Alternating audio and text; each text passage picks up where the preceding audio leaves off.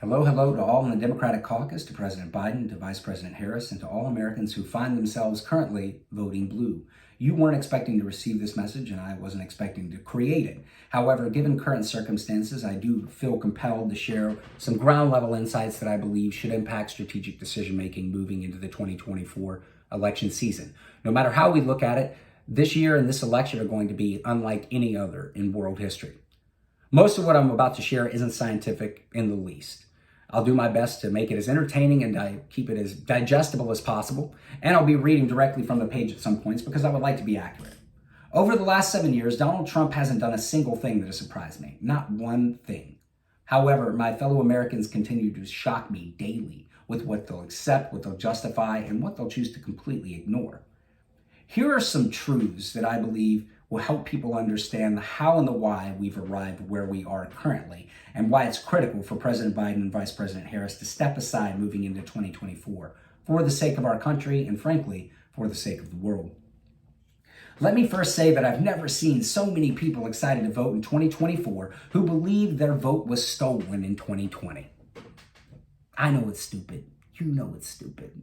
They don't know the difference between a ballot and a vote. Yeah. Anyway, in chapter 1 of his book, Mindfuck, a book about Cambridge Analytica's collaboration with social media juggernauts in the Trump campaign in 2016, Christopher Wiley, in reference to the way our data has been hyper-weaponized against us, states, America is now living in the aftermath of the first scale deployment of a psychological weapon of mass destruction. Wow, what a powerful assertion, but I want to state that again for emphasis. America is now living in the aftermath of the first scale deployment of a psychological weapon of mass destruction. Now keep in mind, this book was written in 2019 before COVID.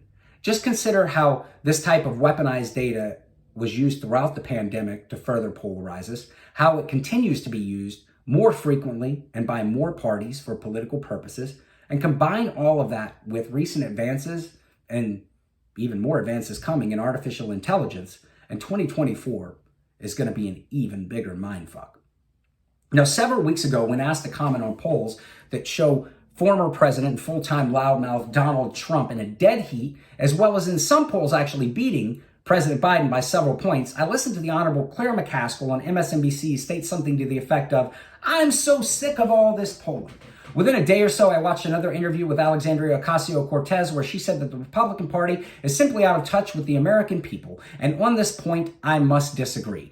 Even more recently, many polls are showing Trump leading Biden in 5 battleground states and, in some instances, well past the margin of error.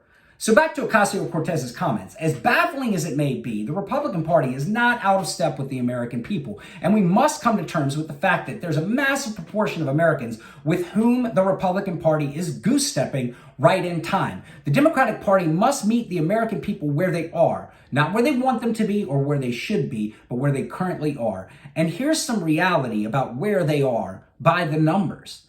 Following January 6, 2021, it should be relatively next to impossible to find 2 out of 10, much less 5 out of 10 Americans in random sample polling who would say with a straight face that they both love America and would cast a vote for Donald Trump again. Yet we see consistently that his numbers are not diminishing, they are actually improving. In 2016, Donald Trump received 62,984,828 votes. In 2020, he received 74,222,958 votes. This means that not only did he increase his vote tally by more than 14.2% from the previous election, but that 74,222,958 Americans watched this dude for 4 years and thought to themselves, yeah, we need more of that. And we've heard over and over again that despite President Biden overwhelmingly winning the popular vote in 2020, the election really only came down to approximately 44,000 votes in battleground states. Well, folks, it wasn't won by 44,000. The way vote tallies work, if President Biden's up on Trump by 44,000 and he got 22,001 votes less and those votes had gone for Trump, Trump would have won. For Trump to win in 2020, that vote count in those battleground states would have only needed to shift by 22,001 votes. What these numbers speak to is that sometimes a win is still a loss. Simply because Democrats had an excellent showing in 2022 does not mean there shouldn't be grave cause for concern. And remember, folks, feeling good off to elections, pride cometh before the fall. In 2022, Beetlejuice enthusiast and a congresswoman who's always ready to lend a helping hand, Lauren Boebert, she won her race narrowly, but she still received over 163,000 votes. This still means that over half of those who showed up to vote in her district had listened to her for a couple years and thought to themselves, yeah, we need more of that. Even more concerning, out of almost 3,935,924 votes, full-time babbling idiot by day and rent-a-sheriff by night, Herschel Walker was able to garner 48.49% of the votes, with over 1,908,000 people casting their vote for this obviously terribly damaged man, notorious for domestic violence, who was put forth as nothing more than a prop by Donald Trump. My friends, this means that more than 4 and almost 5 out of 10 voters in the state of Georgia could listen to Herschel Walker wax philosophical about combustion engines with the good emissions and then flip out as Yosemite Sam deputy dog badge at a debate standing next to Senator Raphael Warnock with 2 master's degrees and a doctorate and think to themselves, yeah, we need more of that. So those are just some of the numerical considerations. Here comes some sociological and cultural considerations. One of the main issues that most people didn't tune into politics until the 2016 election cycle, when Donald Trump showed up on the scene and turned it all into Sunday night football. It became a contact sport. This means they didn't know what normal looked like or what normal sounded like. And that makes it really easy for them to believe that this current level of toxic, belligerent, and sophomoric discourse is somehow normal. Here are some additional consequences of the deployment of that psychological weapon of mass destruction referenced by Christopher Wiley. The ground has shifted more in the last 7 years than in the previous 25. The average American, not just MAGA acolytes, have embraced what I'll call political nihilism. Whether driving around in their $90,000 Ford Raptor or just coming back from a 2-week paid vacation in the Bahamas, you can hear the cries of the fall of America and the sense that they've somehow or are currently somehow being cheated out of the ubiquitous more by immigrants and wayward politicians. These voters are ready to burn it all down. And when I say this, I do not mean only MAGA voters. I mean normal human beings, successful human beings who in every other walk of life are logical and rational actors. But when it comes to conversations of government, they are ready to break it all into kindling, cover it in gasoline, light a match, throw it on the pile, and watch it burn. Here's an example, a text exchange with one of my best friends, a self-proclaimed libertarian, which we all know is really nonsense speak for just being a lazy Republican with even fewer policy ideas. But when I pointed out the danger of re-electing Trump so that he could wreak his revenge and burn it all down, how did he respond? His response was, I'm counting on his narcissism to want revenge to abolish the FBI, rein in the CIA, and get us out of Ukraine. Counting on his narcissism to want revenge. Now, you may be inclined to dismiss this as just a hyperbolic text exchange or discount it as a text exchange between friends, but I want to assure you of 2 things. This is how this man thinks, and there are many others like him. Well, and 3 things, and there's many others vote. Now, I'm about to say something that I believe you all know to be true and probably think daily, but you can't say it because it would be looped over and over again on the news, and you'd never live it down. Comedian and philosopher George Carlin once said, think of how stupid the average person is, and realize half of them are stupider than that. And we misuse the term the average person a lot. And that's because when we use it, we're generally doing so in a way that assumes that anyone who is at or above the average level of intelligence is equipped with the basic powers of deduction and the political IQ to comprehend the clear and present danger that is Donald Trump and this current ideation of the GOP. Hear me clearly. The average American is absolutely not equipped. The average American is a completely hopeless, yet completely confident idiot. It isn't until we get to the 60th or 65th percentile of American intelligence that we begin to see a consistent understanding of what's happening, an ability to associate like or similar things with one another and to tell unlike things apart. This is where Donald Trump's, dare I use the word, genius comes into play. Whereas most of us are still holding on to some level of faith in the average American, Donald Trump has long since benefited from our inability to grasp this truth, or unwillingness to grasp this truth, that the average American is an idiot suffering from recency and will generally buy into whatever the last thing they were told is, as long as it was communicated with confidence, authority, and a little bit of volume. It's very easy to see through a web of lies, but almost impossible to see through a wall of them. And that's why Donald Trump builds more than walls on borders, or tries to build more than walls on borders. He builds walls of lies. And as you know, the results of an election aren't just a function of who votes, but also a function of who doesn't vote and where the vote is suppressed. Donald Trump has been running the longest presidential campaign in American history with a full-time machine that has learned from the past backing him up. They've got the battleground state math down to a science and know exactly where to register voters and exactly where to suppress the vote. And suppressing the vote in 2024, if President Biden or Vice President Harris is the nominee, it's not going to be a difficult task.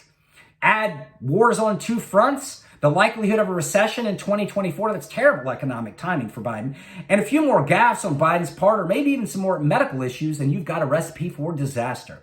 And Democratic voters, I should add, are exhausted. We're exhausted. We've been saving democracy for a hot damn minute, man. It feels like Donald J. Trump's going to get his hands on it anyway, so why not just let him get his hands on it, tear it all down, and when we're fortunate enough to get our country back, then we rebuild it. We're tired, man. And stop saying this man can't win. It's not true. If it was true, you wouldn't need to say that shit. If he gets the nomination, he's one step away from the White House. And you talk about Cornel West and RFK and everybody piling on, you have no idea. You have no case study to line up against this election. None. What they should be saying is not, oh, he can't win. They should be saying, oh my God, what happens if he does win? Trump's team now has 2 general elections worth of voting data specific to Donald Trump, and they are much more disciplined than ever before. Additionally, the entire GOP apparatus is lining up behind him nicely. There have long been elements within the Republican Party, MAGA, the Freedom Caucus, call these fascist fucking bootlickers whatever you want, who have waited for someone to show up who could amass a following of the American people substantial enough that they could breeze right past the democratic order and cram their policies down the throats of every American. That person just happens to be Donald Trump. But how does Donald Trump succeed where others haven't? Let's start with culture, for one. Donald Trump is specifically referenced in over 200 songs by major artists going back as far as the 1980s. The Beastie Boys, Cypress Hill, Ludacris, Kid Rock, Beyonce featuring Nicki Minaj, Diddy, Fat Joe, Meek Mill, R. Kelly, Jedi Mind Tricks, Lil' Kim. My personal favorite, Nelly's 2000 hit Country Grammar, where he says, Donald Trump, let me in now. The Trump brand is part of the lexicon of American symbology. To someone like me, who grew up in the 1980s and 1990s, he's as recognizable as the Statue of Liberty. Now factor in that more Americans can name 5 Kardashians than Americans that can name 5 former presidents not named Biden or Trump. And you begin to get a sense for the enormity of the problem. I even remember Donald Trump showing Kevin McAllister how to find the lobby in Home Alone 2. It's down the hall and to the left. So how is someone un-American? How is someone un-American when by someone else's definition, they are the most American person that's ever lived? America is whatever they say. American is whatever they do. Now let's talk about merchandising. So here's a fun experiment. Go to the Amazon website and search Trump t-shirt, and you'll be blessed with over 7,000 options, mostly complimentary. Whether it says God, Guns, and Trump, or it's a shirt with Trump bowing before Jesus Christ with the words one nation under God above it, or a shirt that says I'll be back with Trump in a Terminator-like graphic. Your options are plentiful. Now type in Biden t-shirt, and you'll be provided with over 4,000 options, but not many of them are very complimentary at all. My personal favorite is the one with Biden staring off into the distance and the words, who shit my pants? above him. But if that's not your shtick, there's also Biden sucks, Kamala swallows, or Joe and the home must go. And I see people wearing these things out. And these are the same people, keep in mind, that lose their minds when they see a dark Brandon coffee mug where the eyes change color when you pour in hot coffee. But on any given day, I can walk into my local YMCA, a Christian-affiliated organization, and see 4 to 5 people drinking out of their FJB gear. Now let's state the obvious, and this is the most important part. Donald Trump did not concede the 2020 election, and he's not going to concede the 2024 election. He will be the nominee, and anyone who thinks otherwise doesn't understand how the state-level delegates game works. What's important to point out is that Trump doesn't need to win the general election. He simply needs the nomination, and for him, that is the win. His game is chaos, and he's going to inject so much fraud into the system that the voters' heads will be spinning for decades. Our democracy runs slow. A perfect example. It's taken 3 years for legal teams to sort out what he did in 2020 enough to bring charges and indict. So how long is it going to take for us to figure out what the hell he does next? Trump is freed from rules. He's freed from inhibition, and the Republican Party has been completely freed from shame. Now, with you guys being the only ones who still care about little things like rules, I can assure you that winning in 2024 is going to be more problematic than you currently believe. They know that if they can just push this damn jalopy over the finish line one last time, they'll have everything they've ever dreamed. And if you think every fascist resource and every wealthy, crazy person that supports Trump isn't going to come out and dump it all on the table to get him across the finish line one last time, then you're living in a hallucination. Donald Trump wants one of 2 people to be the Democratic nominee. That's either Joe Biden or Kamala Harris. And that should be all you need to know. Depending on the poll, 6 to 7 out of 10 Republican voters believe Biden is not the legitimate president. And yes, these are people who they can't tell you the difference between a ballot and a vote. But perception is still reality. How will they stomach another close election? They're not going to. America, for the health of this country, you've got to annihilate Trump at the polls. Absolutely annihilate him. And Joe Biden is not going to be able to do that. Win or lose, he's not going to annihilate him at the polls. And to hear Democratic strategists saying that the 2024 election is going to be close, that's infuriating. If your candidate is going to have a close race with a twice impeached, 4-time indicted former president with zero impulse control, then the problem is your candidate. Imagine someone racing a horse in the Kentucky Derby and saying it's going to be a close race when everyone else's horses have busted hips and 2 busted feet. Whose is the problem? Their horse or yours? Because I can assure you, this race should not be close at all. Win or lose, Donald Trump is going to tear it all down, and Americans who do not have the luxury to hide behind high walls are going to pay a price in blood. I am vehemently begging President Biden and Vice President Harris to step aside. I will assert that if either of these individuals is the nominee in 2024, that you have a high likelihood of walking Donald Trump right back into the Oval Office. See, my stomach is upset now from watching this nightmare in slow motion. So I need Pepto-Bismol right now, but if I'm wrong in November 2024, my stomach's going to settle and I'll be great. But if I'm right in 2024, there's not going to be enough Pepto-Bismol on the planet to settle your stomachs. And what an amazing bench of talent the Democratic Party has. Andy Beshear, Hakeem Jeffries, Gretchen Whitmer, Val Demings. It's a name I don't hear enough of.